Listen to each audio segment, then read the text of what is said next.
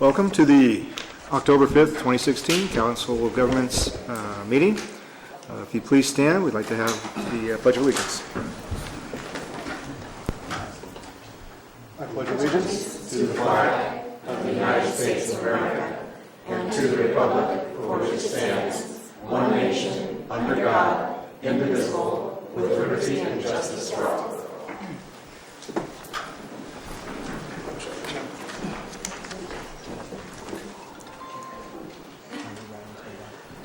First order on the agenda is the consent agenda. Consent agenda items are expected to be routine and non-controversial and will be acted upon by the council at one time without discussion. Any council member, staff member, or interested party may request that an item be removed from the consent agenda item for further discussion. Any board members wishing to remove a consent agenda item? Justin? 1 and 2. Items 1 and 2. Okay, as that is both of them, let's go ahead and address item 1. The only thing I saw on item 1 was the AM and on the attendance of the late comers. I think was that taken care of? Yeah, this last month was the first month I did the live time stamping, so it's just an issue I have to get worked out, but this month it'll be fine. Okay, That was it. that's it. On that one. Why don't we go ahead and move to approve minutes? So moved. All in Second. favor? Aye. I will abstain since I missed the majority of the meeting. Okay. Approved 5-0, one abstention.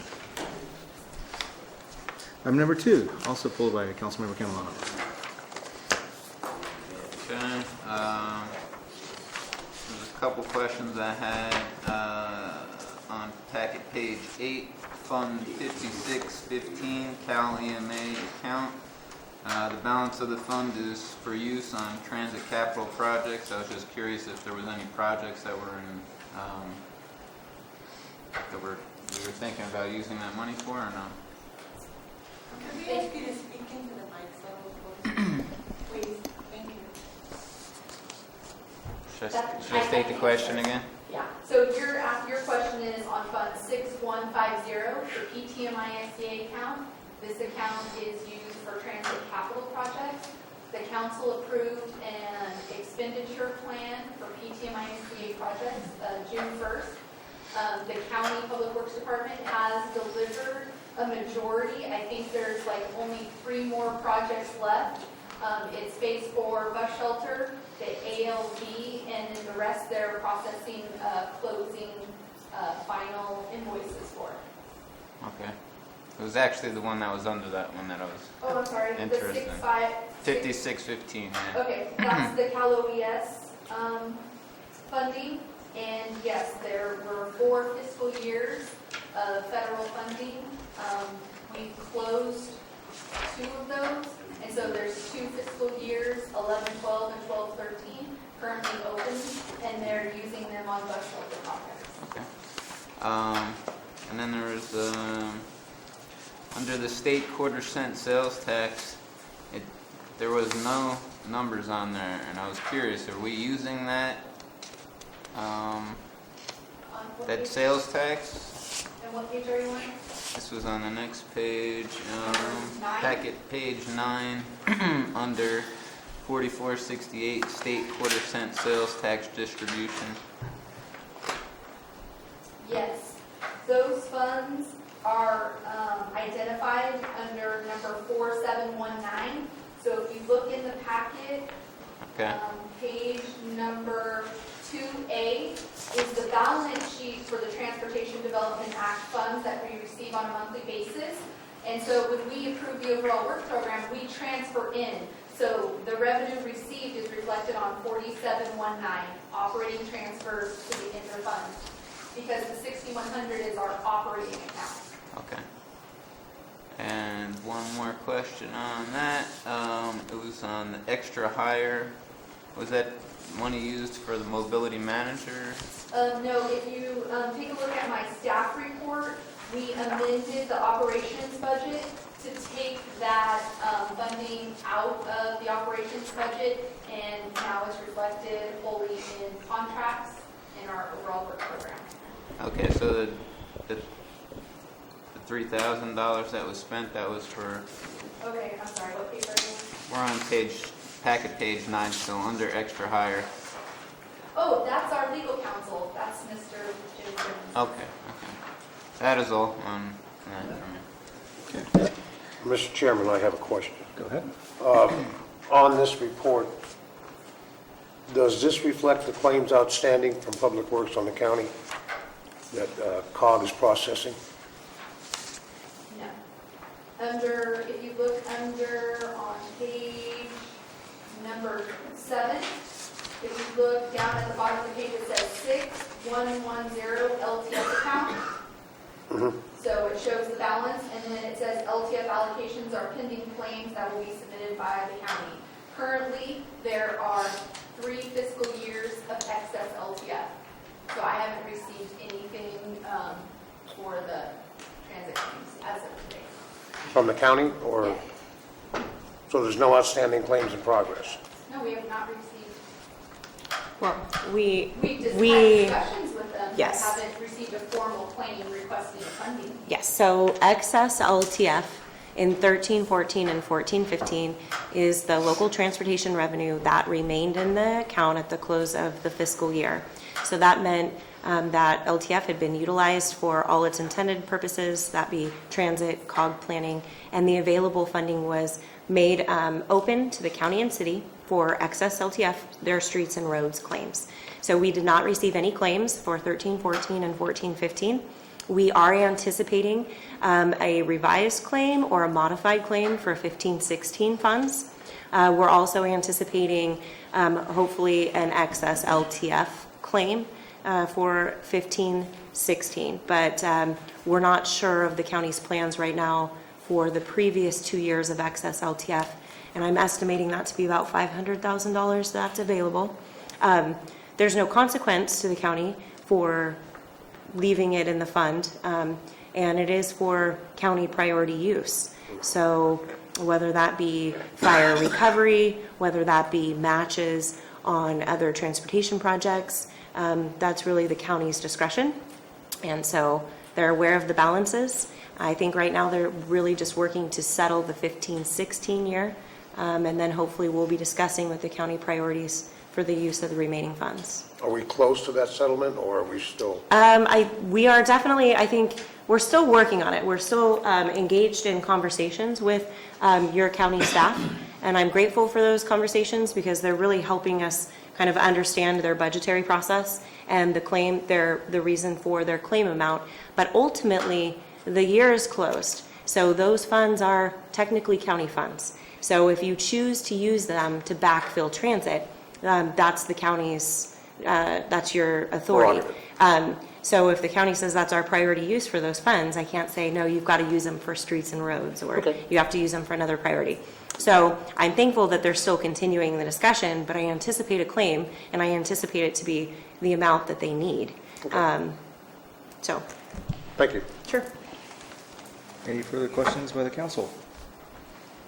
We have a motion to approve the quarter financial reports and year-end budget extra. So moved. Moved by Councilmember Combs.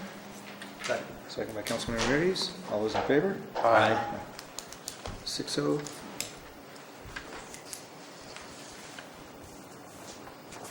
Item number 3, public comment. Public comment is 5 minutes per person. Comments shall be limited to items that are within the subject matter jurisdiction of the council and not on the posted agenda. Do we have any public comment? Okay, seeing none. Item number 4, resolution number fiscal year 17-5, approving the fiscal year 2016-17 overall work program amendment number 1 and overall work program agreement. I believe this is Ms. Reggio. Mr. Chair, staff recommends the council approve the fiscal year 16-17 overall work program amendment number 1 and the overall work program agreement. You may notice you have a pink paper or reddish paper. We did receive some comments back from our partners at Caltrans. So there was a modification on work element number 17. And we moved the 13,000 that was on underneath this funding, and we reflected it under the LTF funding. So the overall work program amendment number 1 is a reflection of our year-end carryover and project carryover. If anyone has any questions, I'd be happy to answer them. There's only 2 work elements, different from the final, which was approved in June. That's work element number 15, countywide pavement management database update. And then work element number 17, which is transportation planning grants match funds. Any comments by the council? Yeah, I have one. On the, when we're doing this countywide pavement thing, this management database update, I guess what my question was, do we coordinate, being that we have a sign and the reflectivity of our the signs are not very good. I guess there's like 50%. Oh, so you're talking about the money we have programmed in the CIP for Yeah. reflectivity? Yeah, do we try to group that with something like that to utilize the funds in that sense? Or You know not? what? I think that's a great question, and I would actually want to defer to Jeff, our Public Works Director, if he's comfortable answering that question. In preliminary discussions, I know that one of his goals is to get a database that helps him manage all of the county assets, including signs. But Jeff, if you might speak to that, I would appreciate it. In answer to your question, Mr. Catalano, the sign reflectivity project, its capital program, is to replace old signs that are non-reflective with signs that are reflective. We got behind the 8 ball a little bit. Last year, it was actually behind the 8 ball when I got here, and got further behind. But we are progressing with that. All the signs that were replaced during the Butte fire that were burned were replaced with retroreflective signs. In terms of the asset management system that Executive Director Eads is referring to, we have a requirement, a state requirement under GASB 34 to document all of our assets, identify the cost to maintain them and the capitalization to replace them in the future. That hasn't been happening for County Public Works for whatever reason.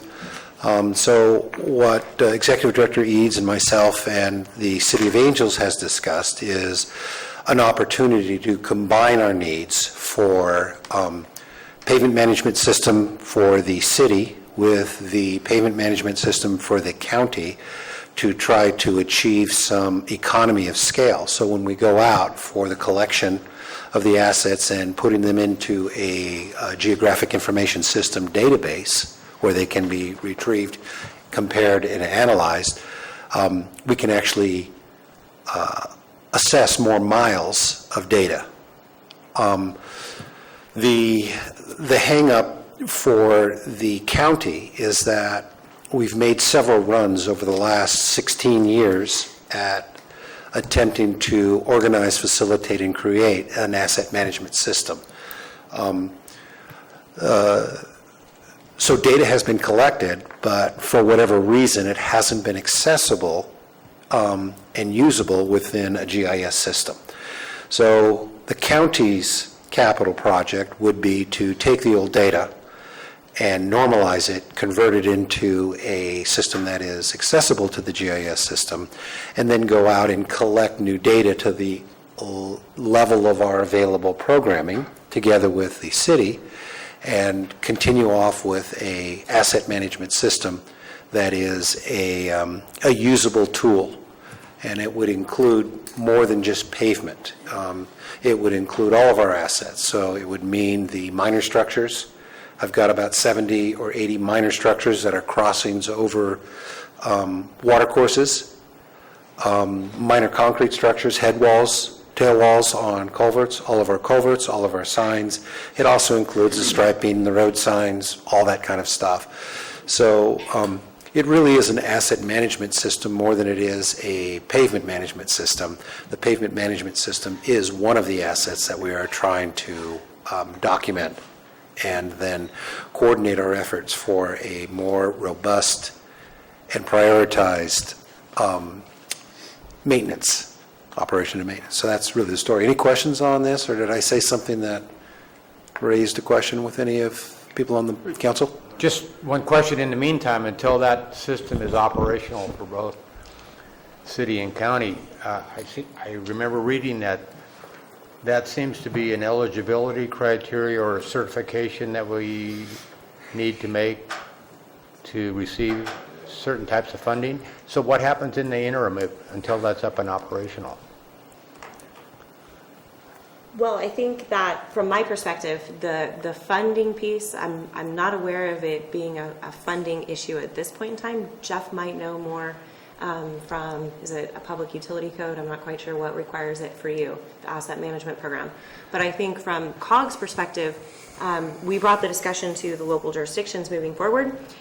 In the new transportation legislation, there's a lot of discussion about the ability for local jurisdictions to prioritize their investments.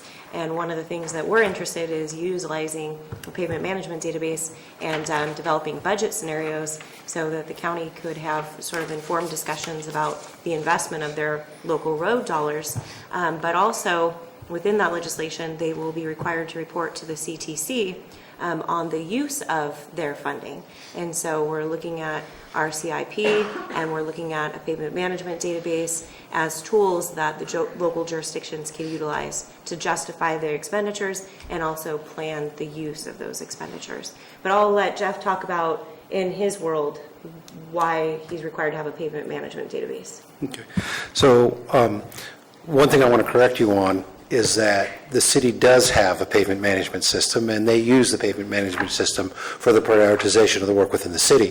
What the city had asked for, your city engineer, was to combine efforts in city and county for the collection of data, because they felt that they could get more miles of data collected if we had a larger project. Sure. On the county side, where our system is not as robust as the cities, and we are still prioritizing our maintenance operations on more of a, should I call it an analog or a paper system, based upon conditions and complaints and accident data.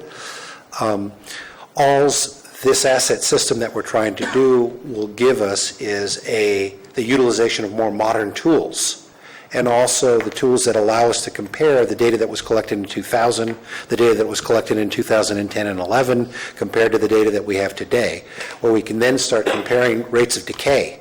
So if we have certain roadways or sections of roadways, segments that are decaying at a faster rate, we can give them a higher priority, because the cost of maintenance on a given road rises exponentially as the degradation of the pavement occurs. So if I can spend $400 a mile crack sealing, that's certainly a lot better than spending perhaps $40,000 a mile in an overlay.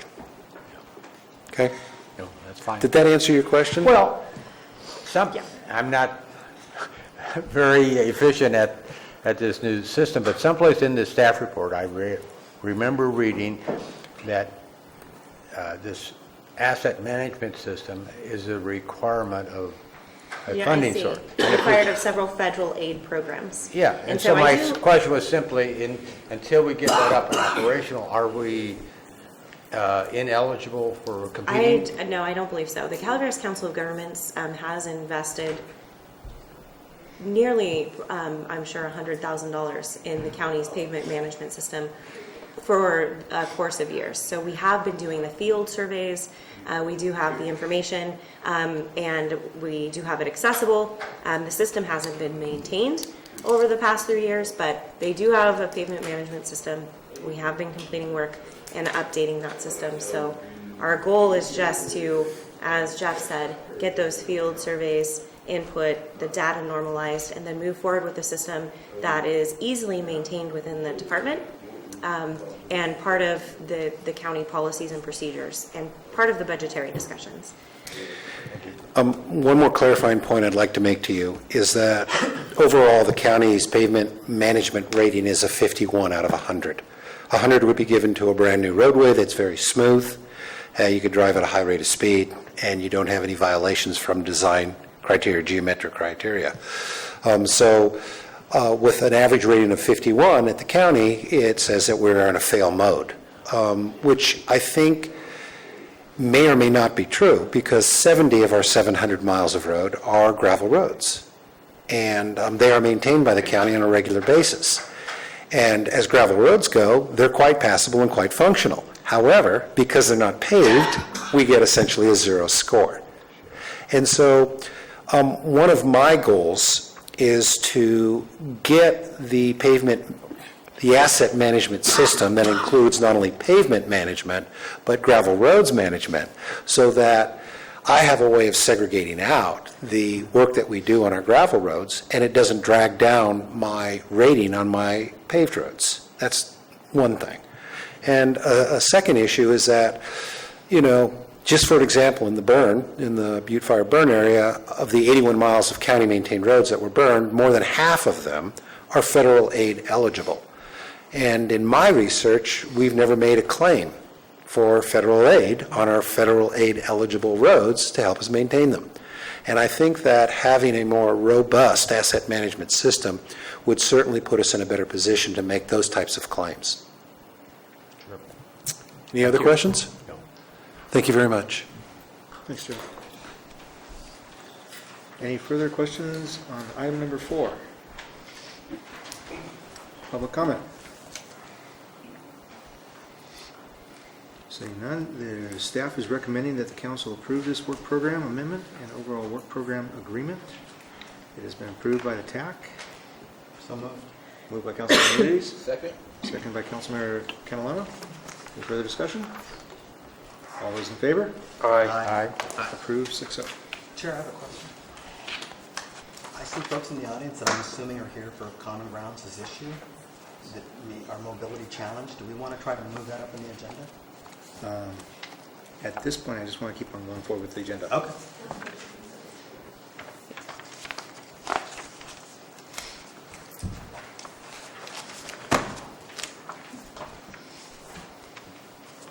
Item number 5, a minute order modification of the Federal Transportation Improvement Program, FTIP, project description for the City of Angels Camp. Modification requires formal amendment. Ms. Eads. Okay, so I am recommending that we take items 5, 6, and 7 together. All 3 items are required to continue a forward movement on the project study report for the State Route 449 intersection improvements. So the first item is a request to modify the Federal Transportation Improvement Program. The Council of Governments had approved the funding, and they had approved a project description for programming in the FTIP. I've identified that project description as a PSR for operational improvements in the northwest quadrant of the City of Angels Camp, PSR for project design and preliminary engineering of 5 intersections. It's a lengthy description, so I'm recommending we change it to the State Route 4 and 49 intersection improvements. Toll credits will also continue to be used as match. The funding amount remains unchanged. The funding was programmed in 15-16. Those funds will be deobligated and programmed or parked, so you say, in the fiscal year 2021. It won't slow the the city from moving forward on the project study report. The CMAQ funds will instead be used for PE, the preliminary engineering phase. And then that leads me to item 6, which would be the funding they need now to complete the project study report as previously programmed. The city had a balance of regional surface transportation funds in the amount of $181,000. Those funds were used for a project study report on the South 449 bridge. The remaining balance was unspent, and so the city has recommended the use of those funds to complete the project study report now at the 449 intersection, and COG staff supports that. Included in the use of those funds would be $25,000 to amend the staff augmentation agreement with SJCOG. We have a qualified project manager from the San Joaquin Council of Governments who works through a staff augmentation agreement with the Calaveras Council of Governments, who is able to provide oversight and support to city staff in the delivery of that project. both city and COG staff. I think that's a really valuable asset to keep to what can be complex projects within the city moving forward.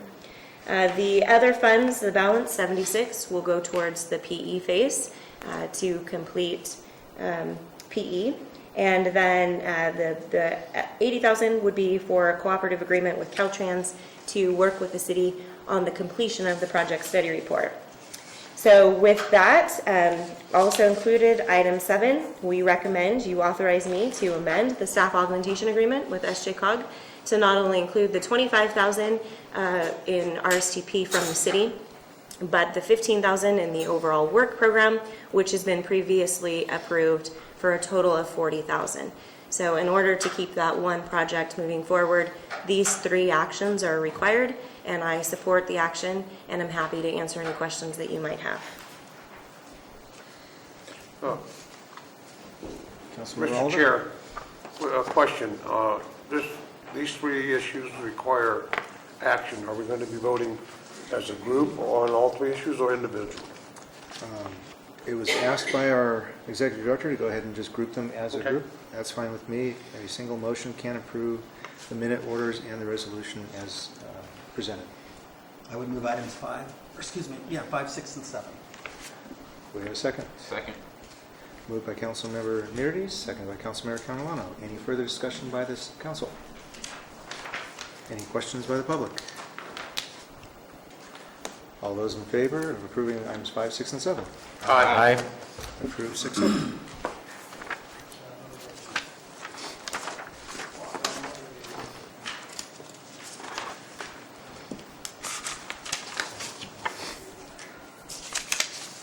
Agenda item number 8, Caltrans planning grant applications for the fiscal year 2016-17. 6 projects for consideration: the Valley Springs Elementary Safe Routes to School Capital Infrastructure Plan, Pope Street Safe Routes to School Plan, Calaveras Transit Long Range Transit Plan, State Route 4 Murphy's Gateway Corridor Study, and the Capello Park and State Route 49 Active Transportation Plan and Evaluation of Impacts on Bike Tourism. Ms. Seeds. That's quite a list. So staff is seeking the council's direction to move forward with applications for the identified projects. We ask at this time that you recognize that the project descriptions are sort of our best guess right now. We haven't begun the work of developing the project descriptions or the project scopes. We'll be working with county and city staff on that, as well as the supervisors in the district and possible stakeholders, so that they will have an opportunity to influence the direction. But based on our technical advisory committee discussions, these are the projects that have elevated themselves to a high priority amongst your technical staff. We find all of these projects to be competitive on a regional level and worthy of an application. I don't believe that all would be considered for funding. It's a statewide competitive program, but I think they're worthy of project development and your consideration. So with that, I ask for direction to move forward with grant applications. I might also request maybe a priority consideration be given if the council wishes to discuss, just because of the workload and the preparation of these grant applications could be substantial. But it's staff's goal right now to develop 6 applications. So I'm happy to entertain any questions that you might have, but grants are due November 4th. Question? Sure. So each of the projects will require its own application, and not only will these be competing with all projects from all jurisdictions, they will be competing with each other as well. Correct. Yep. And they're either going to be funded entirely, or it's not, there's not going to be an offering of partial funding for any of these, right? It's either an all or nothing type approval. It's safe to say all or nothing. Typically what happens though is Caltrans might call and negotiate down if there's an award. And it's based on the available funding that they have. So it's not abnormal for them to say, we want to award this one, but instead of 180, can the project be completed for 150? And is there areas in the scope that you would refine? So we're allowed that negotiation, but it's typically only after a decision to award has been made. Sure. Okay. Further council comment? Any public comment? Motion to So moved. provide direction. Second. Moved by Councilmember Calaveras, seconded by Councilmember Muniz. All those in favor? Aye. You have your direction. Okay, thank you. Item number 9. Approval to reject the bid for the mobility management and option for Consolidated Transportation Service Agency, CTSA designation, and direction to negotiate an intergovernmental agreement with Innovative Paradigms of Paratransit, Inc. Ms. Collins. Hi, good evening, Council. As you're aware, the COG did release the request for proposals for mobility management and option for Consolidated Transportation Services Agency. Excuse me, ma'am. Could you use the microphone? Oh, sorry about that. I'm sorry. Not used to speaking. All right, is that better? Better. Fine. Sorry, I'm getting old. No problem. So we had a closing date of the RFP on July 29th, and at that time, we only received one single bid. And since this is a Federal Transit Administration funded project, they take open and full competition very seriously. So we did work closely with Caltrans FTA procurement on what that process is for receiving a single bid, and we did have to take some steps to determine whether competition was adequate, whether there was anything in the RFP specifications that may have been restrictive, or the process that may have deterred or discouraged competition. And so through that process, we did determine that maybe time was an issue. So we did re-release or reissue the RFP for an additional 6 weeks to give proposals additional time. And on September 15th, that was the new due date. We re-advertised and redistributed and still did not receive any additional proposals. And so we still had that one proposal. Staff felt we did our due diligence to have, full competition and fair competition. So we moved forward with the selection process, and we moved forward as if we would have received, 20 proposals, or, it doesn't matter whether we received 1 or 20. We moved forward with our standard selection process and convened a selection committee, and it was consisted of 6 individuals, including myself, representatives of other nonprofit social service agencies in the county, public agency, and Caltrans. This group met on September 20th to review the proposal against the criteria specified in the RFP. And based on that review, the committee determined the proposal was not satisfactory and could not make the recommendation for contract award.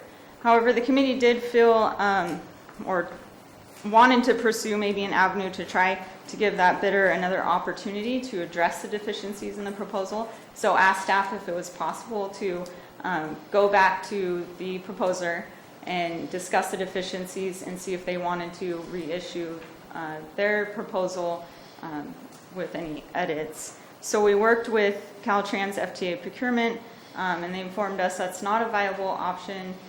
We would essentially have to reissue the RFP, provide all potential bidders the same opportunity, and that's that whole full and open, fair competition part of it.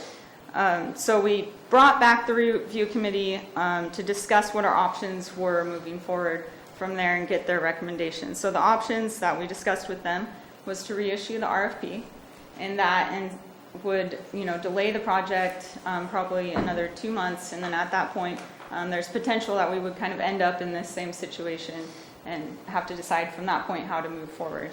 The other option was to reject the bid, close the competitive bidding process, and then have COG staff seek out a qualified consultant or agency to complete fulfill the mobility management scope of work. So the committee reconvened and again did not recommend contract award and didn't support extending the RFP timeline any further. So the committee recommended rejecting the bid, closing the bidding process, and exploring the alternative option for COG staff to seek a qualified agency. This process, proposal review process is always difficult, but I was very happy with the committee that we brought together. They were a very professional committee. They took this job very seriously. And really, I think the committee's goals with their recommendation is to get a qualified agency with the technical expertise to come in and provide the resources to our community.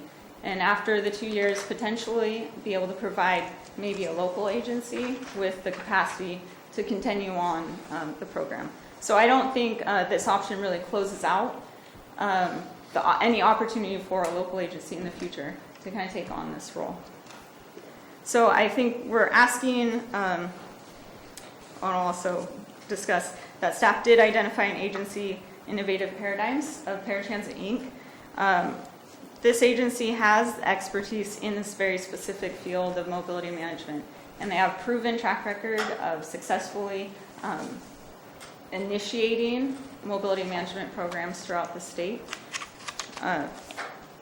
And the other benefit is that they are a government agency, and so for us, that doesn't mean much. I think the contract we would have with them would look like any consultant contract. It would still have all the federal provisions, it would still have a scope of work, a budget, a schedule that we would hold them accountable for, just like any consultant contract. But I think in FTA's eyes, it's called an intergovernmental agreement. So it's not a procurement, so we are able to just negotiate that agreement with them and then can move forward with the project. So we're asking 2 actions from the council this evening. One is to reject the bid and close the competitive bidding process. And then the next action is direction to negotiate an agreement with Paratransit Inc. To fulfill the role of mobility management. And we'd bring that back for your approval in November. Council comment. I'm wondering if we should be bifurcating this, technically it's 2 motions. If you'd like to make a motion for one and then discuss that, and then have a second motion for the direction, that's fine. Are you I making a would motion? move bifurcation, and let's split 9 up, Okay. and let's deal with the rejection of the bid first. All right. Do we have a second? Second. So we have a motion by Councilmember Muniz, a second by Councilmember Olvera to approve the rejection of the bid for the mobility management at this time. Council comment. Public comment. Go ahead. I'm sorry. That's right.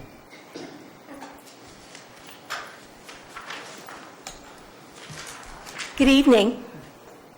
My name is Elizabeth Thompson, and I'm the Executive Director of Common Ground Senior Services. I am submitting this packet, and I have one for everybody, and I have one for you.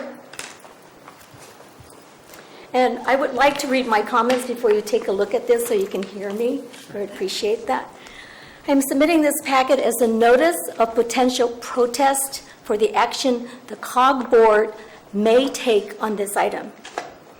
This packet outlines the reasons we believe is wrong for our community to reject our proposals and award a contract to Innovative Paradigms. Thank you. Staff indicated there were deficiencies with the proposal. To date, COG staff has not discussed these deficiencies with us. However, staff is recommending that an intergovernmental agreement be issued to an outside company out of the county. Common Ground is the most qualified local agency, and I stress local agency, to perform the mobility management program. And we meet all minimum requirements and qualifications to be the grant recipient.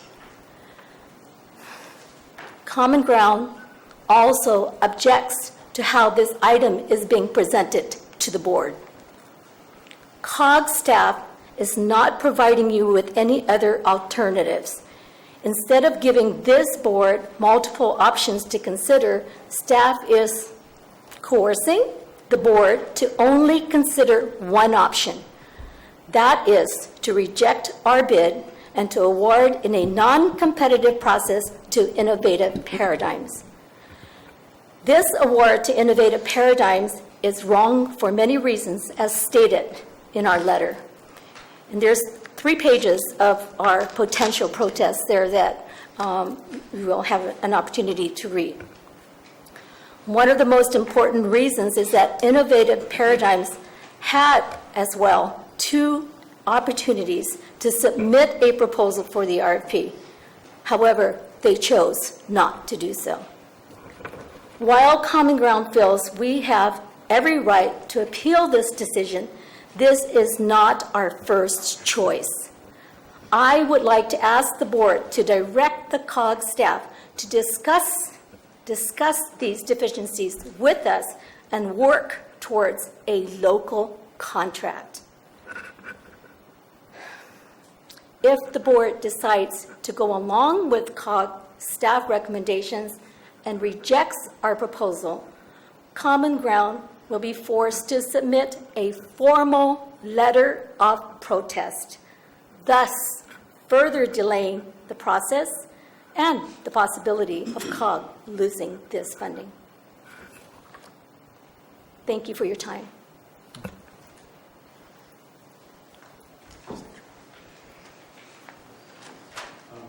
Actually, we have another public person coming up forward.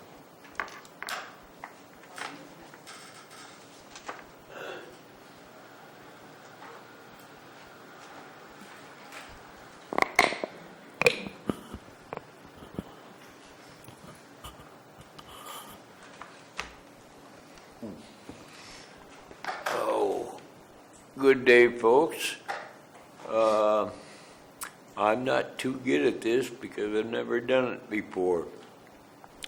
But I'm here on behalf of Common Grounds. It's one of the best things that I think has ever happened in Calaveras County.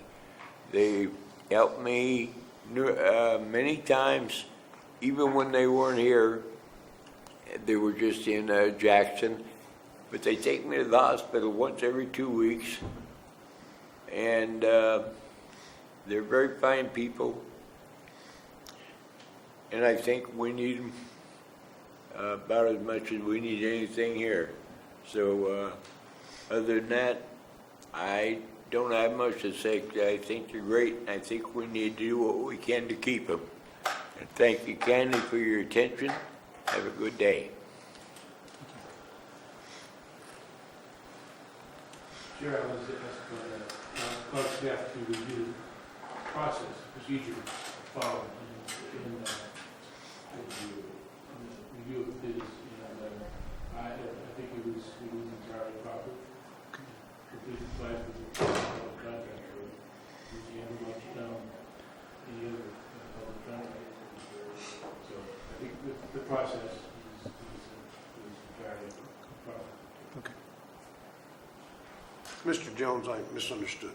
Is entirely proper or entirely improper?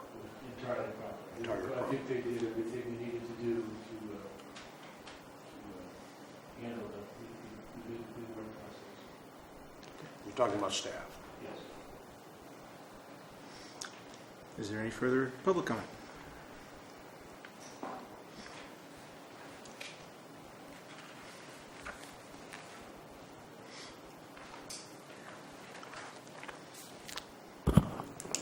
Kathy Topol, Common Ground Senior Services.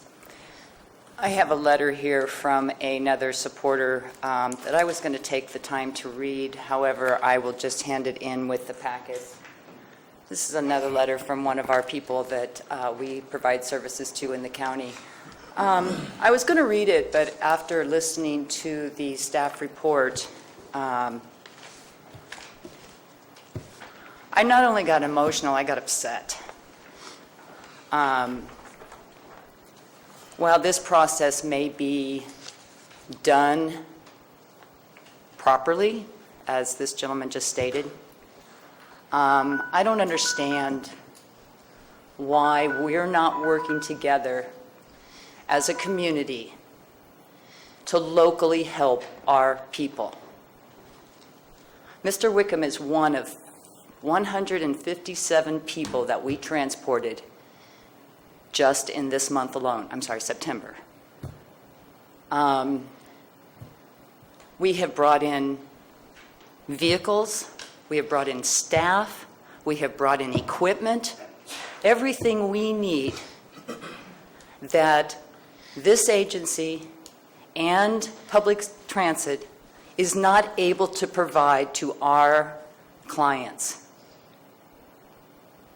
And I don't understand why an agency that has $94,000 the first year, $92,000 the second year, wouldn't work with a local agency to allow us to service our clients. Why would you bring in an outside agency that's going to take at least a year to get on the ground working when Common Ground has everything it could possibly need to get this program going tomorrow?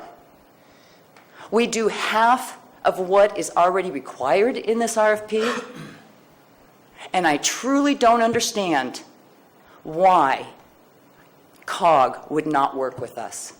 Thank you.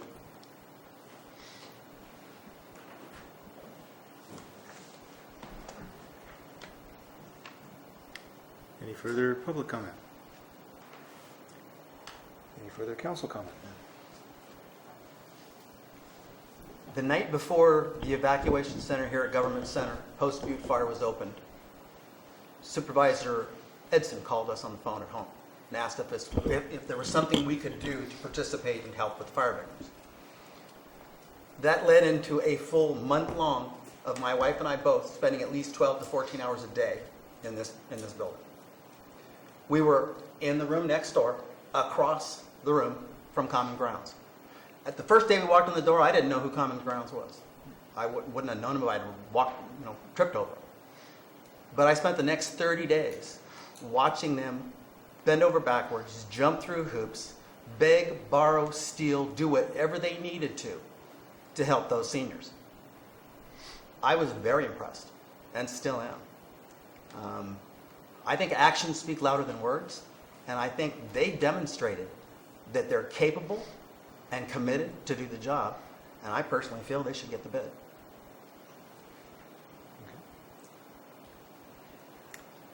Other council comment? A couple of questions. Well, we heard I guess it was a threat to file a formal protest. So what does that encompass? What would be a formal protest? And then I also heard reference to an appeal process. So what would that entail? Is there a higher authority that would overrule this council? These funds come with some strings attached by Caltrans, and I think the appeal would be to Caltrans and sort of to review the process.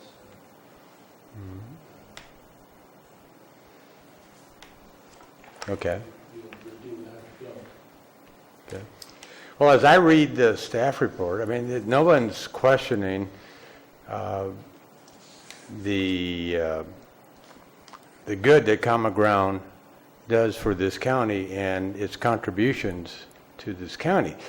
But it seems like some of the deficiencies in their proposal and their scope of work were beyond what could have been worked out among staff. There were some basic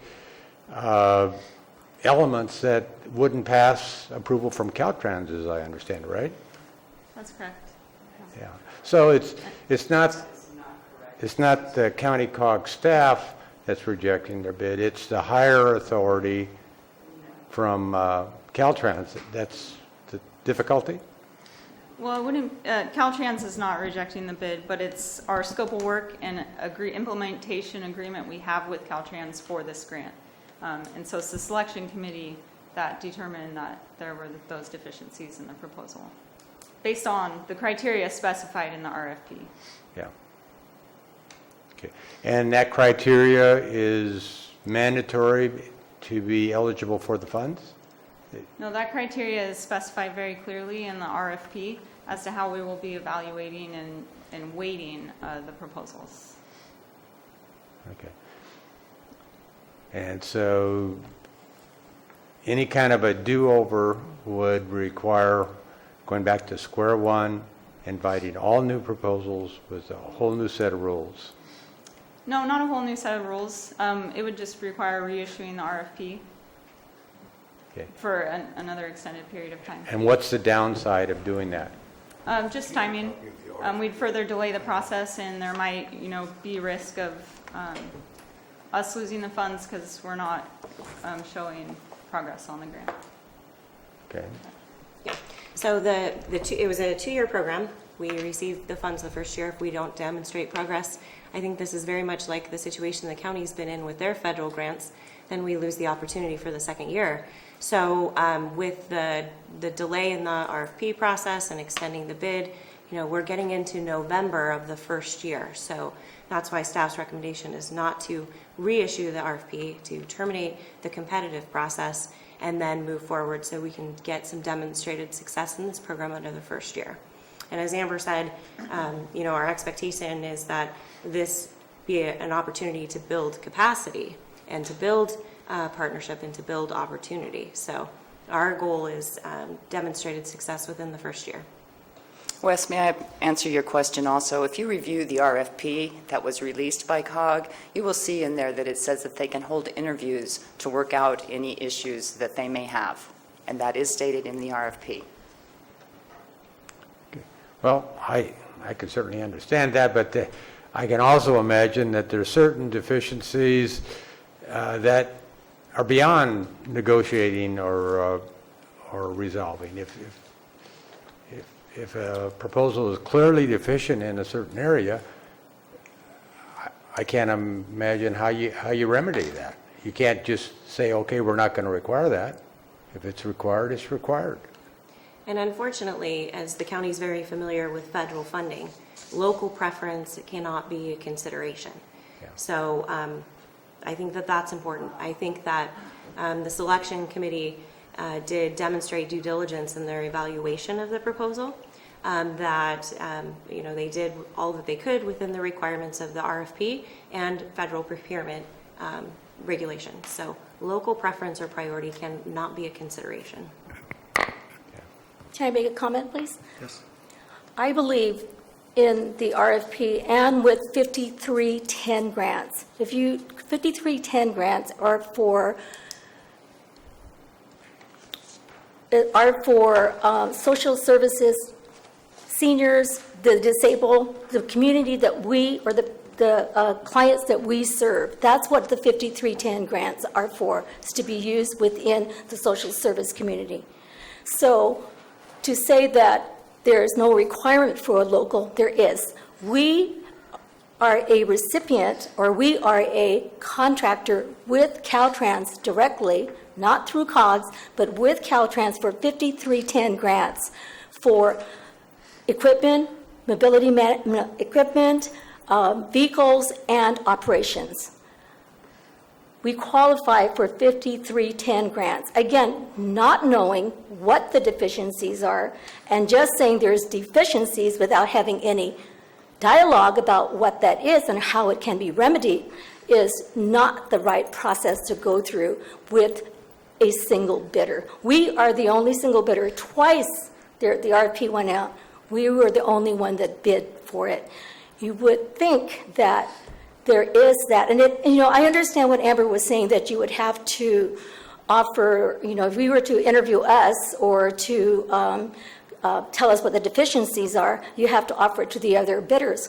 Well, there's no other bidders. So where is the conflict there, or where does the requirement come in when there are no other bidders? It seems like the right thing to do, or the best thing to do, is to work with the bidder that you do have to remedy whatever the deficiencies are. And I personally believe there are not the kind of deficiency that has to do with Caltrans requirements, because we are a Caltrans 5310 recipient. So we were very careful in preparing the RFP to answer every single one of those questions that were in the RFP, a lot, and based as well on the funding amount and the time. We've also put in a couple items in there that wasn't even in the RFP, because we've gone out to the community members and asked them, what is it that you really want to see a mobility manager do? So there are items in our proposal that addresses items that are not in the RFP that are important to our community. Common Ground has been a provider of senior services and the disabled for 17 years. We've been on, our clients are like Mr. Wickham and like a lot of people, we're in their homes. We are in Railroad Flat and Copperopolis all the way up to Camp Connell. We know the clientele. We know the needs. We provide transportation as well in Calaveras as well as Amador County. Besides Meals on Wheels, congregate meals, we're in like, you know, and our biggest thing is to advocate for them. This program is important for us because it helps us to advocate more for services that can be done in the county with the people that knows what those services are. And that's why we feel we are the best candidate. You can go out for RFP, you can go out to Paradigm, but you're not going to get a better candidate than Common Ground Senior Services because we are the people's provider. And that's important. That should be really noted. Thank you. Are we able to discuss the deficiencies that were in this proposal?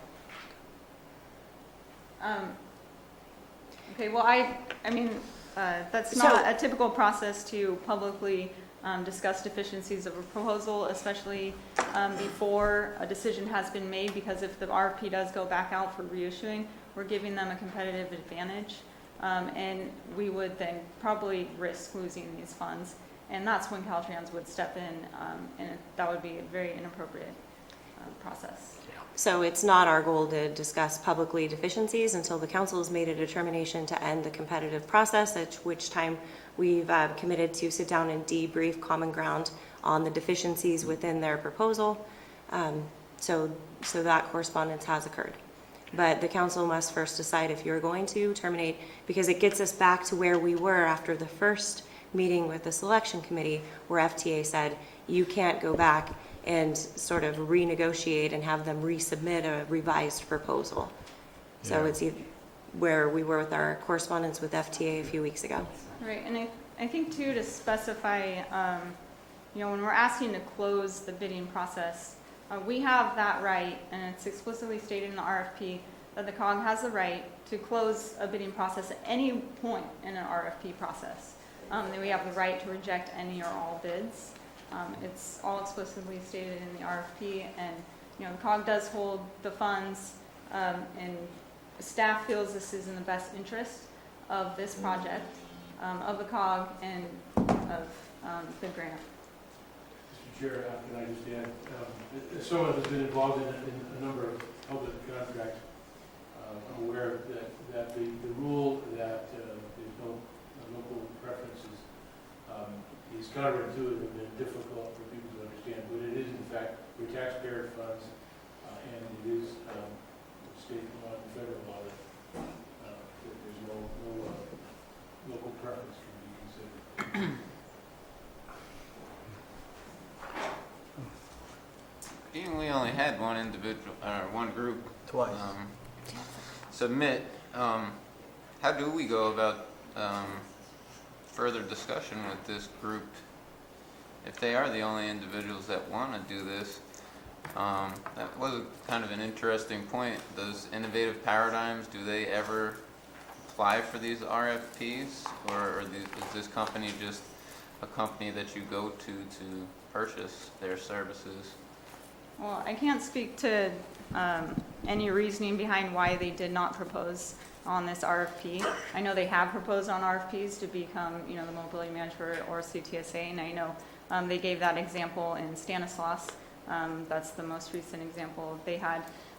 So we came, you know, we approached Innovative Paradigms because of their expertise to do this work. So I can't speak to why they didn't bid, but. Okay. I'd like to see this conversations at this time because we have a proposal or a motion specifically about rejecting the bid. Let's not talk about innovative timing systems yet. Let's stay on track here. Second motion. And Ms. Toples would like to address this again. All right. I would like to draw your attention to FTA Circular 9070.1G, Section 5, to this gentleman here in front of me, if he could pull that up, and which does talk about, in order for these guys to get a contract for this particular proposal, this says that they need to certify that there are no nonprofit organizations readily available in this area to provide this service. Thank you. Mr. Chair, I'm sorry. Go ahead, Amanda. If we were to hypothetically, without changing the RFP process, and go with the other company, are we able to establish some kind of background where they can partner with, where eventually it turns over to common ground? Or would that have to be an entirely different RFP process? Kind of like a subcontract process where they're required to partner with a local agency to support whatever the agency does. Yeah, I could definitely say that the discussions within the selection committee and our discussions moving forward will be to build local capacity. That was important to the selection committee. They did not find that this proposal adequately addressed the tasks within the scope of work, and the selection committee could not award a contract based on the information within the proposal that they had received. So, but they didn't look at this as a short-term issue that the selection committee looked at. This is a long-term option for Calaveras County and a really critical piece of our transportation infrastructure over the course of the years. So yes, they look at it as fundamental to get the right skill set to get the program established so that we can build the local capacity to run this program and to run it well. Mr. Chair. Go ahead. I have comments, several issues. Okay. Can you tell me what the grant amount is of this proposal? $186,000. $186,000 Over 2 years. over a 2-year period? Correct. And our selection committee comprised of who again? A representative from Public Health, from Caltrans, Creative Support Alternatives, Systemic. the Volunteer Center, and myself. You're going to have to speak into the mic for me, I'm sorry. Sorry, I'm trying to speak to Started you off guys, good, and now it went then down. it's awkward spot here. Do you need me to repeat? Start from the beginning for me. Okay. The selection committee members included myself, a representative from Public Health, a representative from Creative Support Alternatives, a representative from the Volunteer Center, and a representative from Caltrans District 10. Okay, was this committee formed for this specific RFP? Yes. Okay. And I would imagine that they had experience in other issues regarding RFPs, not necessarily this area, but they've had some guidelines. Is that correct? Oh, we provided them guidelines. Great. Yeah, and they reviewed the RFP and the selection criteria and the proposal before we met. Do you have a copy of that RFP with you? I do. Is it a blank copy or filled in? I I don't want to violate anything that Mr. Jones brought up. didn't write anything on it, so it's clear. I'd love to see that if I could. Okay. And while that's happening, I know we can't get into specifics of issues that was the result of the rejection, but can you tell me what the rejection was based on, i.e. Inexperience, uncertified, things of that sort? I can say in general, the committee had many questions and concerns regarding the scope, the budget, their personnel plan, and their capacity. So there were quite a few areas that the committee had that felt were missing and weren't sufficient to be able to award this contract. And it really is based on the goals of this project specifically. And there's no question that Common Grounds is passionate and determined and that they are providing good services in our community. That wasn't even at the table. That's not a question. It really is, what are the goals of this project? what are we trying to accomplish with this project, and do they have the ability and capacity to perform that work? And this grant is not for providing a particular service. It's not for getting vans or paying drivers. It's for mobility management services, for facilitating partnerships and building programs to provide more services for local agencies, and providing that technical assistance so local agencies can grow their services. Okay. Do we have a representative here from Paradigm? Paradigm, yeah, those folks. No, we don't. We did not ask them to attend this meeting. Did you ever understand from that entity why they didn't bid on this project? Did they ever give you a reason for that when you contacted them? We actually had, Innovative Paradigm has been sort of a catalyst in facilitating the local discussions on this project over a period of time. They are a known leader in this area, so they have actually presented to the COG board in the past. They were specifically asked, and I believe their comment to the COG board is that they wouldn't propose unless asked. So, so that's the public comment that they had provided the COG board. The Paratransit's a pretty large organization. They are nationwide. And I was wondering, could it be the reason that the contract grant amount wasn't large enough for them to participate in? That's a question I would have. But I have a problem with the fact that we reached out to them, and we did have a bid, and it was defective as per their committee. But just have a problem going out seeking somebody to do a job we're going to pay them $180,000 for. Although they may be the biggest kid on the block. And experience and history does carry weight. And I understand the committee's position when they want to look for a best qualified vendor when it comes to providing these services. Mm-hmm. I would be interested to see, and I know we can't discuss in the public forum, the deficiencies that you mentioned. And it was brought up, if I'm inaccurate, please let me know, that some of those deficiencies could have been discussed with a bidder, a sole bidder on an RFP, that we couldn't make that work. But once again, I have to go back and say, were they number one qualified, or could they be qualified to fulfill this RFP? That's a question I have to make up my mind on. I think based on the information provided to the selection committee in the proposal, the information provided in the proposal by which the project was evaluated, the committee could not find it reasonable to award them a contract. Okay. That's all I have, One- Mr. Chair. Councilmember Jimenez. Well, just one final comment.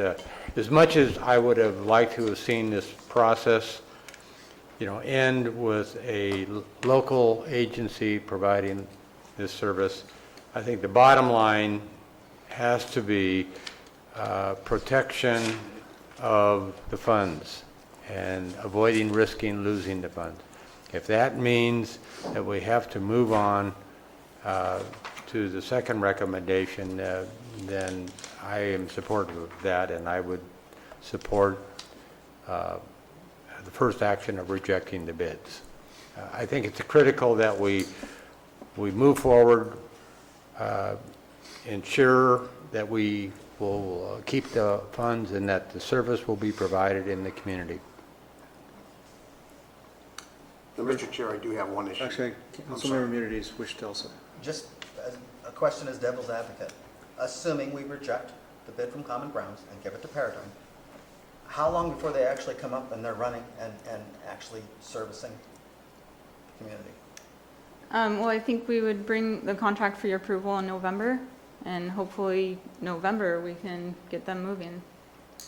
But they're not here now, right? They're not set up, they're not running. That's they're not correct. functioning. Yeah, they're not here now.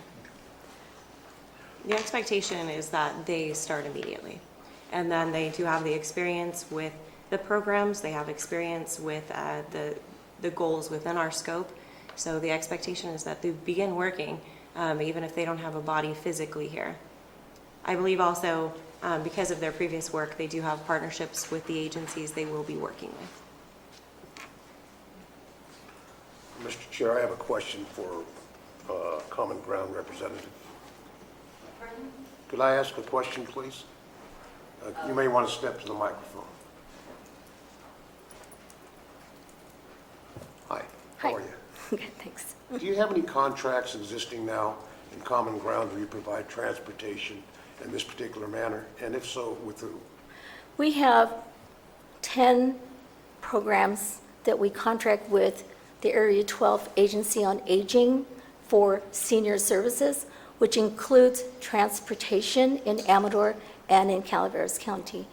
We also have contracted with the Community Development Block Grants, which is also part of HUD, with the county in order to, for transportation programs as well. And we currently have a contract, as I said earlier, with 5310 Caltrans for equipment, vehicle, and operation. So we do have a lot, we know the expectations as far as monitoring, as far as collecting data, all the stuff that is required in federal contracts we've been doing for 17 years. And your capacity to handle those existing contracts, are you deficit in that capacity, or you have enough capacity to handle those? We have enough capacity in our RFP, not in our proposal. I'm not sure if I can say that, but we do believe, because a lot of the mobility management scope of work really requires personnel. And in that one, I am placing my number one personnel person to go out there and be the project manager for this program, and that is Kathy Topol. We will be hiring another staff member for a full-time position to also go out and do mobility management in the different areas and attending all the transportation issues that social services has with the hospital, with the vets.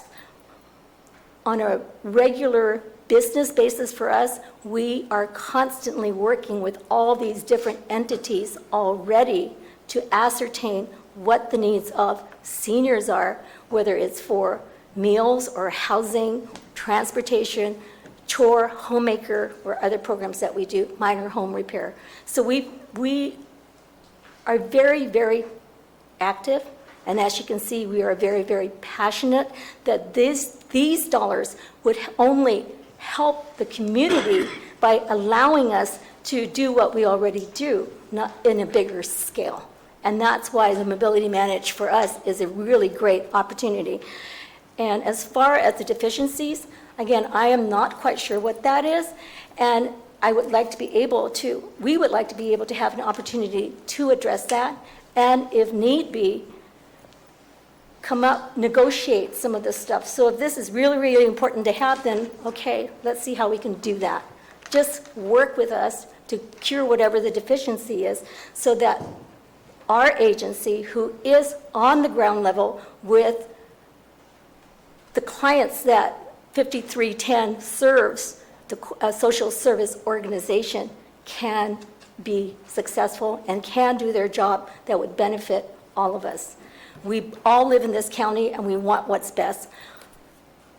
Innovative Paradigms is, yes, a very well-known technical expertise on paper. I believe that's just my opinion, because they really are just a consulting firm.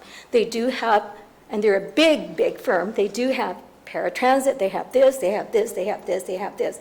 But really, do they know Calaveras County? Do they know rural areas? They do probably have counties that are rural. I would like to see what they do for those rural counties for mobility management. You know, a big entity like that is not going to know who Calaveras is, and they will have to start from scratch. How would you describe your service quality to your clients? Service quality? Yes. We have excellent service quality. Like Mr. Wickham was saying earlier, we did not have transportation programs in Calaveras County. However, he's in a wheelchair. He's a vet. we have a van, a handicap van in Amador County, and for him, and for people who call us for transportation issue, whether or not there's any funding available, we assist them because it's the right thing to do and they need it. If we don't assist them, who will assist them? So for many years, 2-3 years before programs, transportation was here in Calaveras County, we helped Mr. Wickham get to Mather twice a week with our van coming from there. We will find other fundings and we will write grants in order to make it happen so that we don't turn anybody away because we don't have federal grants or federal dollars that's going to do that. We do what we can for the people. So Can you briefly just give me an idea of your RFP bid history? How many do you do of those a year?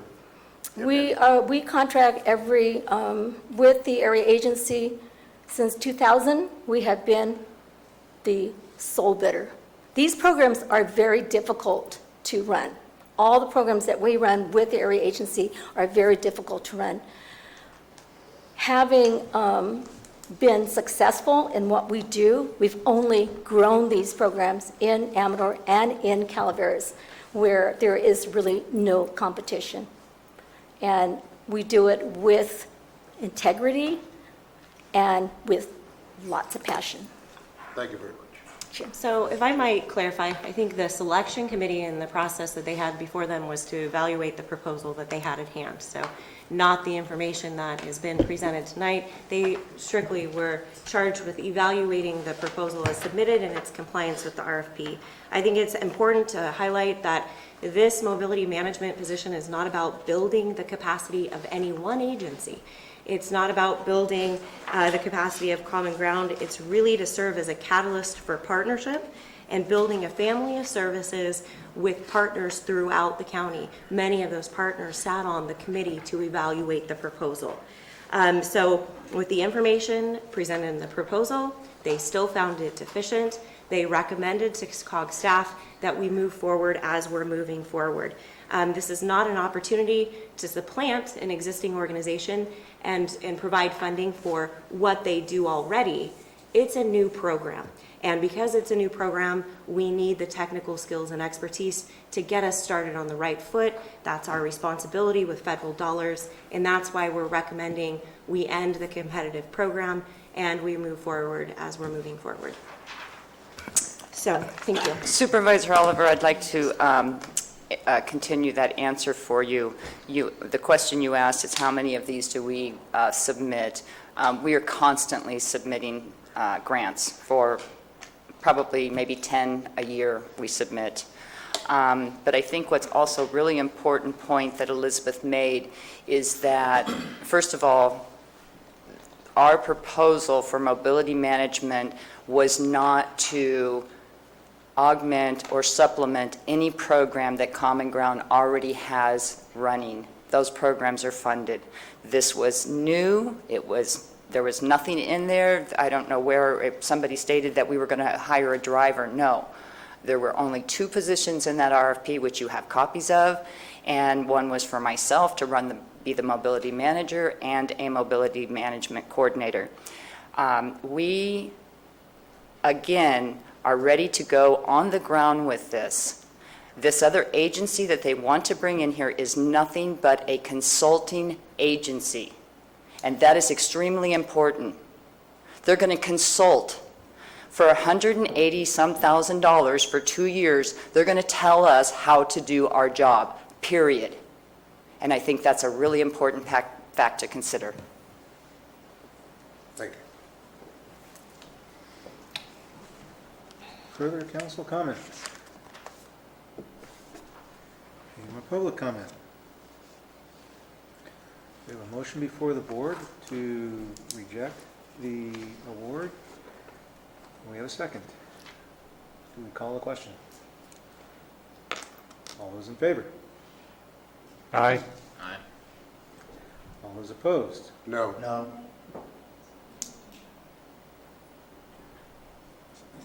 Did you count that? So I think we had So to reject the bid, we had, what was your vote? What was John's vote? I didn't vote. Okay, so rejecting the bid, we had Wes and Justin. Mr. Chair, can we request a roll call? So the problem that we have here, without the rejection of a bid, we have to then reissue an RFP. We can't just award a contract in this meeting, so we're going to have to reissue the RFP, which then further delays the process. So I think that those are the options that we have, either. Mr. Chair, I think there was a vote. I'd like to raise a point of order. Go ahead. I'd like to see the results of that vote by roll call vote. Okay. Roll call vote. So if we do go with, you got how much was out there? Should I don't think if I Right don't now, know if we're I should asking answer. for- Yeah, right now, we've called for the vote, and we've asked for the vote. No, but how long will this process take and then, is what I'm asking. That information is not included in the vote, Mr. Chairman. Right. Right now, the vote is to reject, as staff has recommended, the sole bid that we currently have. So we'll call for the individual votes. Councilmember Fullendorf? You had said yes or no.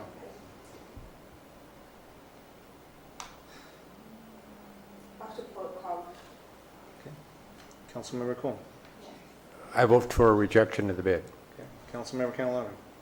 Rejection of the bid. Councilmember Middies? No? Councilmember Oliver? No.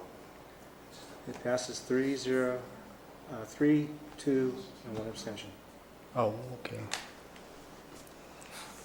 The second part of this agenda item, as asked to be bifurcated, is to have the COG staff negotiate an intergovernmental agreement with Innovative Paradigms of Air Transit to fulfill the services of mobility management. Do we have a motion to move forward with that discussion? I'll move that. Moved by Councilmember Catalano, I'll second. seconded by Councilmember Cole. Any council comment? Any public comment?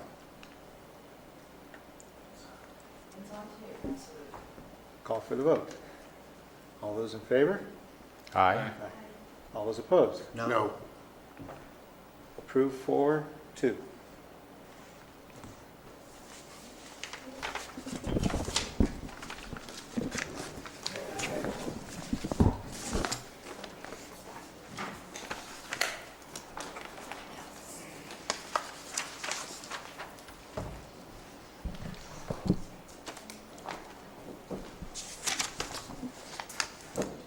Item number 10, the county report. Mr. Who gets to do that? Mr. Krovitz. Sorry. Jeff Krovitz, Public Works Director, County, Calaveras. Report, we're going to board on Tuesday to award the Railroad Flat Construction Project. That's a bridge replacement project in the HBP program. We've had some delays in the Butte Fire tree recovery, tree removal program due to NEPA issues, but we expect to start removing trees the last week of October or the first week of November. And I estimate that to be a 45 to 50-day process to get the trees off of public right-of-way and off of private lands adjacent to public right-of-way, for which we've received right of entries. That will not mitigate all of the hazard trees, but it will take care of a majority of them. Let's see. We are continuing to pursue many of our capital projects as well as some of these planning grants with COG. So I thank you for that earlier vote. That's about all I have. We've already discussed the asset management system. So are there any questions from the council? Thank you. Transit report. Good evening. In November, I know you're looking forward to the Resource Connections Santa's Express Stuff the Bus events.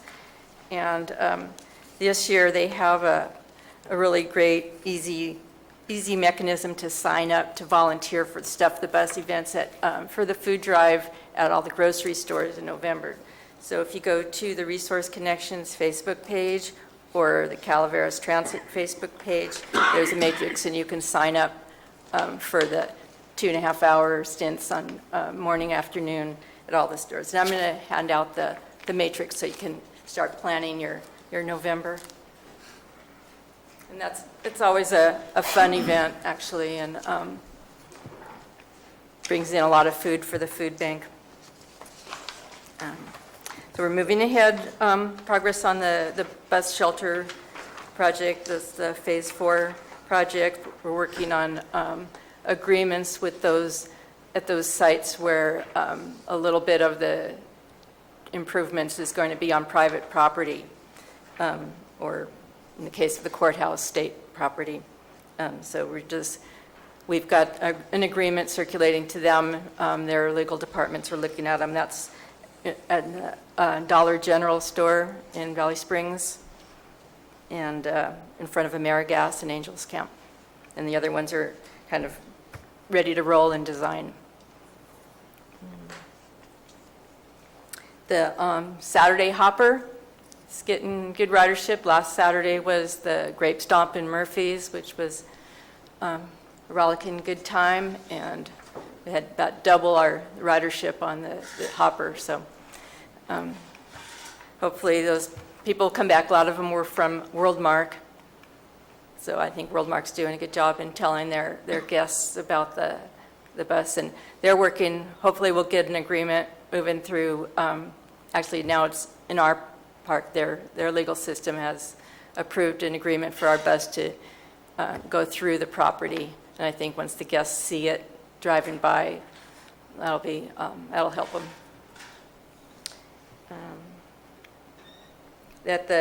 In 2 weeks, week and a half, the Mark Twain Wild West Fest in Angels Camp. The Saturday Hopper will be serving that, and then the transit will supply shuttle services because the street gets closed and people will park either at the fairgrounds or at Bret Harte High School, and our buses will shuttle them back and forth. We're working on total overhaul of the transit system, going by the tenets put out in the short-range transit plan, which means basically more frequent routes between Valley Springs and Columbia College, and then reduced service on the feeder routes. But I think we're going to be able to balance the reductions with greater improvements in connections so that it will be more useful. More people will get to go where they need to go. So it might mean reduced days, and we'll be bringing that forward to the Board of Supervisors in November. We'll probably do it in two meetings, one where we release it to the schedule for discussion and then follow up with a public hearing on it. Give people a chance to really review it and see how it fits into their lives. And we've been working with a lot of public agencies and just talking to people. And for the most part, people that I've spoken to are behind the reduced days of service in favor of more frequent, to where instead of the just every day a super early and super late bus, where people have to be gone from their homes all day, just 2 or 3 days a week, but more frequent. So we've got a budget, and we're working to kind of design the route to fit within that. And I think that's all I have. Exciting thing is that the auctioneer came this week to pick up some surplus buses, so that helps clean up the hill there around the shop, and kind of finishes the fleet replacement. We'll have 2 more buses to bring to the Board of Supervisors to declare as surplus real soon, and then those will go to auction, and then the proceeds from the sale of those vehicles will go back into the transit fund. Questions from the council? When's that auction for the bus? I don't know. The auctioneers, the company is Bar None. No, something None. That's correct. Is that right? Question. I'm sorry. With respect to the Saturday Hopper, you mentioned last week being the Grape Stomp and Murphy's, that special event, and then the Wild West Fest and Angels Camp, I believe, a week from Saturday. Would you consider on an experimental basis to run a later bus, because those festivities extend on into the Saturday evening hours Yeah. as well? That would seem like that would be a great opportunity to test the interest in somebody taking a later bus. I don't know if I can do that. I mean, it's a good idea. And I have written into the schedule that is subject to change. I don't know how we would get the word out in time. Well, I know it's short notice, and I only thought of it when you Yeah. mentioned the Grape Stomp, that, you know, And perhaps other- we missed an opportunity that we, Yeah, for the most part, you know, the events are earlier, but yeah, there's the music at the Wild West Fest that'll go on later. And also, we've talked about changing it to, so that there's some routes that go up to Arnold as well, maybe reducing some of the connections to Valley Springs. Some of these things I'm kind of waiting for the paratransit services general manager to get back from vacation. Okay. To, you know, Cynthia Lawrence is the expert on figuring out what they can do, what they can serve, what service they can provide with the staff that they have. okay. Councilmember Olivera, you had a question? It was answered. Oh, Okay, and so just to finish up with where I started, volunteer, please, for the Step the Bus. oh, Deborah, one more. Yeah. We asked last time about the fiscal year-end numbers, and we were hopeful to get those tonight. They didn't happen. Will we be getting those in November? I'm sorry. The fiscal year-end numbers for Oh, fiscal year right, 15, yeah. 16? We just submitted the numbers to the county auditor today. We've Okay. been working on making sure that everything is right. So, yeah, once the auditor certifies the numbers Then and we the can- amounts will be, but I think it's all ready to go, so we'll have it for the next meeting. Thank you. Question, Mr. Chair. Do we have an expected return from the auditor's office on that information? Do they give us a timeline? No, they're usually pretty quick about reviewing our material, though, so I would expect to hear from them this week. This week? Mhm. Thank you. Thank you, Deb. Caltrans report. Ah, Good evening, council members and staff. I'm Michelle Demetris from Caltrans District 10, here on behalf of Carl Baker, who is in a training course. So hopefully I can answer a couple of questions for you. I don't see Supervisor Kearney or Edson. Councilmember Olivera is here in their stead. Okay, just a couple of things. Supervisor Kearney had asked about some speed checks in the Silver Rapids 26 area. The last traffic study was done recently in 2016, and everything looked valid, so the message to Supervisor Kearney is maybe some specific spots that he's concerned about, and we can look into vegetation possibly, or any traffic geometrics. So more specifics on that would be appreciated. And then Supervisor Edson, Councilmember Edson, had asked about the beacons that were are hopefully going to be soon installed in the Burson area, known as the Burson Beacons. Sounds like a rugby team from Australia. There was some hang-ups with the contract. It's a minor B program. It's gone through DPAC. My understanding as of this afternoon is that the challenges have been overcome, and it should be starting soon. So hopefully you'll see those beacons there soon.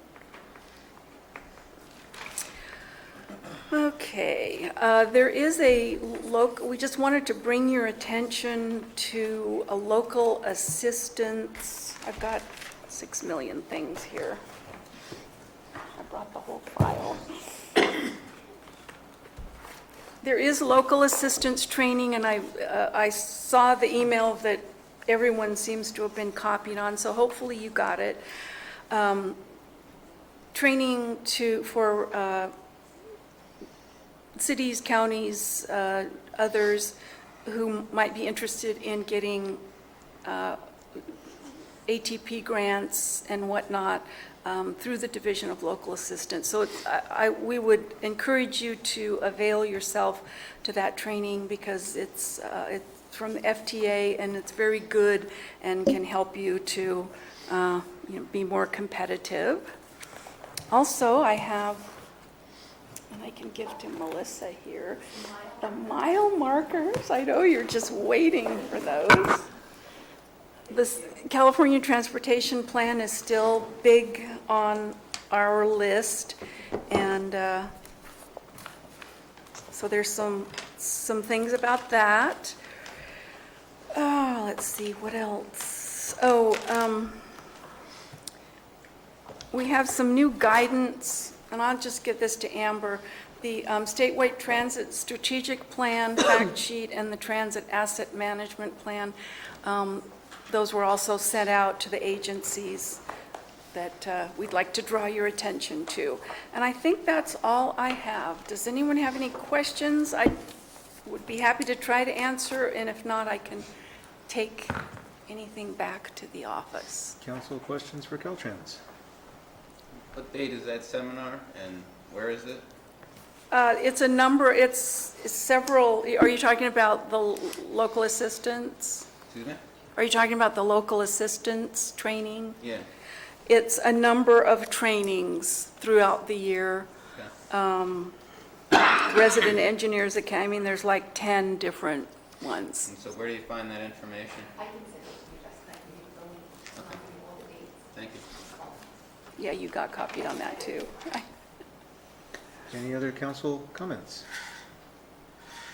Pass along to Carl. I appreciate the fact that Caltrans got the overlay done on Highway 4 from the Stanislaus Calaveras border up to Angels Camp. That is a much nicer road to drive these days. Okay.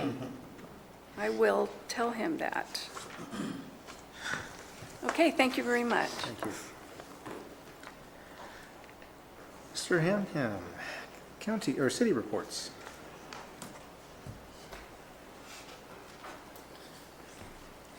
Thank you, Mr. Chair. Dave Hannum, Planning Director for the City of Angels. Just want to comment, I want to thank the board for approving the votes for the PSR for the North 449. I think working with SJ COG staff and COG staff, I think that's going to be a good project, and it's going to move that project forward a lot faster than what we've intended. So I think working with Caltrans and this new project manager is really going to help us out on that. We are finalizing the contract with Caltrans is finishing the audit for the Angels Creek Trail, their financial audit. The contracts, we'll have that all in by Friday, and hopefully we've answered all their questions and corrected all their comments and moving forward with that. We are working with the county on our shelter project. We are got my glasses. We're also working on our pavement management system as well with the county, and I didn't get up to comment a little bit, but the city's had one for about 12 years. We've operated it. We've used it. It's just it's really in need of update. But now that the county and COG are looking to update that process with the data, that'll really give us a good upfront to keep us moving as well. So that's a good thing. Also, our reflectivity plan, we're working with our public works staff right now to see what it's going to take to get all the signs. We got funding for that as part of the last round. And so we're working with our public works staff to get that completed as well. So other than that, do you have any questions? Wanted to mention that our sustainability grant, we have in our second set of workshops and walking tours on the 19th of October. We're putting the times together.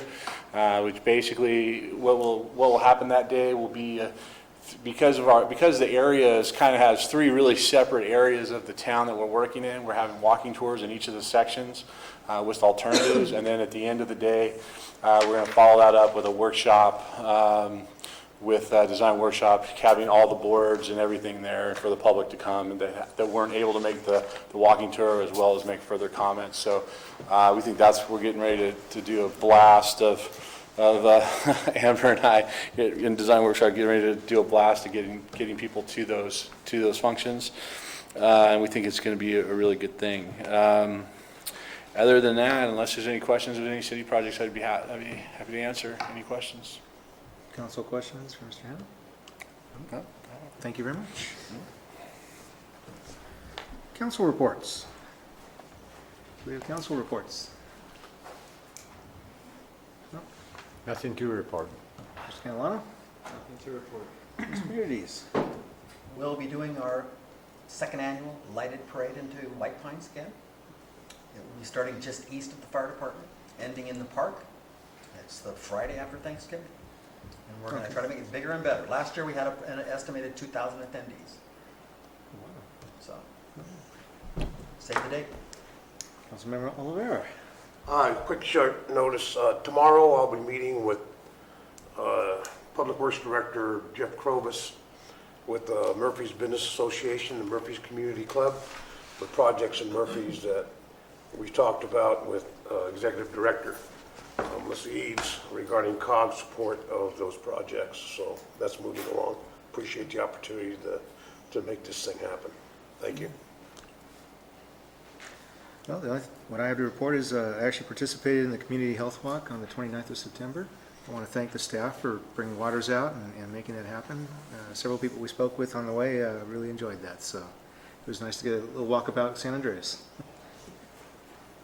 Staff reports. Ms. Kane. Yeah, I just wanted to let everyone know that the citizen member recruitment has begun and applications are due November 25th. Ms. Collins. Nothing else to report? Okay. Nothing to report. Okay.